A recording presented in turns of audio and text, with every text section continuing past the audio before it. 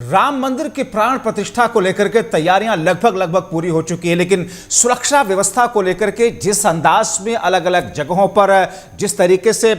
खुफिया जानकारियां मिली खुफिया विभाग की तरफ से, उन तमाम चीज़ों को लेकर के अभेद सुरक्षा व्यवस्था बनाई जा रही है। क्योंकि राम मंदिर के अयोध्या के आसपास के ज़िले हों या फिर देश के सरहदी इलाके हों, और ख़ास तौर पर उत्तर प्रदेश से सटा हुआ नेपाल का बॉर्डर, यानी कि भारत और नेपाल के सरहदी इलाकों में जहां जहां पर भी कनेक्टिविटी है, वहां पर जो चेकिंग है उसमें उसकी गहनता को और ज्यादा बढ़ा दिया गया है और ज्यादा मजबूती के साथ में सुरक्षा व्यवस्था को चाको चौबंद किया जा रहा है। आप देख रहे हैं तस्वीरों में जो लोग आ जा रहे हैं, जो ट्रैवल करने वाले लोग हैं, मुसाफिर हैं, बस वाले, गाड़ी वाले या फिर यहां तक कि मोटरसाइकिल से, उन तमाम लोगों को रोक करके चेकिंग की जा रही है। लोगों की जो सामान है, लोगों की जो बैग हैं, लोगों की जो दूसरी चीजें हैं, उन तमाम चीजों को मेटल डिटेक्टर के माध्यम से भी एक एक करके चेक करने के बाद भी आवाजाही है उसे सुनिश्चित करने के साथ साथ में इन तमाम चीजों को बेहतर बनाने की कोशिश की जा रही है। आप देख रहे हैं कि जो पूरी सुरक्षा एजेंसियां हैं उनकी अलग अलग जो टुकड़ियां हैं, डॉग स्क्वाड की टीम है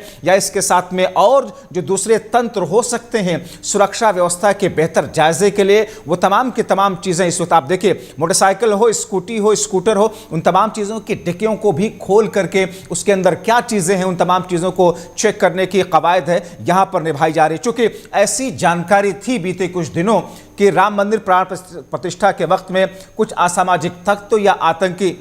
अपनी साजिश को अंजाम देने की कोशिश कर सकते हैं, और उसी मद्देनजर अब सुरक्षा व्यवस्था को और ज्यादा बेहतर कर दिया गया है। तस्वीरें उसकी गवाह है। सीधे इस वक्त रुख करेंगे भारत और नेपाल के सरहदी इलाके की तरफ, जहां पर हमारे सहयोगी, हमारे संवाददाता मोहम्मद आलम इस वक्त जुड़े हुए हैं।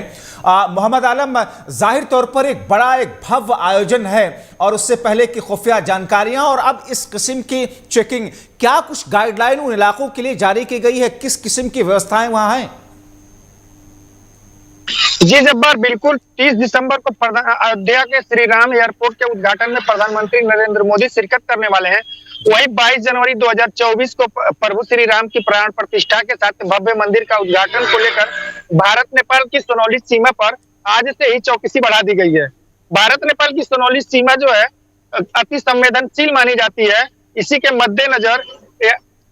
यहाँ पर इस तरह की चौकसी बढ़ा दी गई है। यहाँ से कई आतंकवादी संगठन के लोगों को भी गिरफ्तार किया जा चुका है, जिसके मद्देनजर सोनौली सीमा पर पुलिस और एसएसबी और विभिन्न एजेंसियों के लोग चप्पे चप्पे पे निगरानी कर रहे हैं। आलम, आप मेरे पीछे देख सकते हैं, ये जो रूट आप देख रहे हैं तो गाड़ियां आ रही हैं, ये नेपाल होके ही आ रही है और ये मैं उसी रोड पे खड़ा हूँ जो नेपाल को जोड़ता है।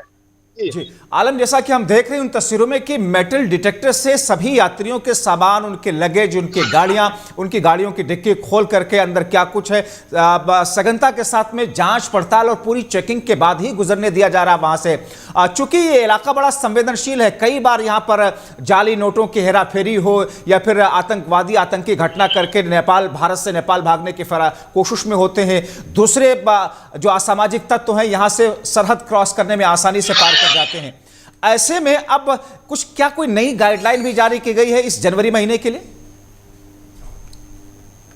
जी एकदम बिल्कुल नई गाइडलाइन जारी की गई है और सभी सुरक्षा एजेंसियों को अलर्ट मोड पे रखा गया है, क्योंकि एक 22 जनवरी का जो दिन है, एक ऐतिहासिक दिन होने वाला है। राम भक्तों के लिए बहुत ही बड़ा, बहुत ही महत्व रखता है, जिसको लेकर ये एक बहुत बड़ी जिम्मेदारी दी गई है यहाँ के सुरक्षा एजेंसियों को, और जिसका असर भी दिख रहा है कि लोगों को बॉर्डर पहले क्रॉस तो आमतौर पे कर लेते थे, लेकिन इस वक्त डॉग स्क्वाड की टीम है, फिर स्कैनिंग मशीन लगी है और चप्पे चप्पे पे जो सुरक्षा एजेंसियां हैं वो किसी को ऐसे जाने नहीं देंगे बिना जांच के। जी चलिए, बहुत शुक्रिया मोहम्मद आलम इन तमाम जानकारी के लिए। आप निगाह बना करके रखे, क्योंकि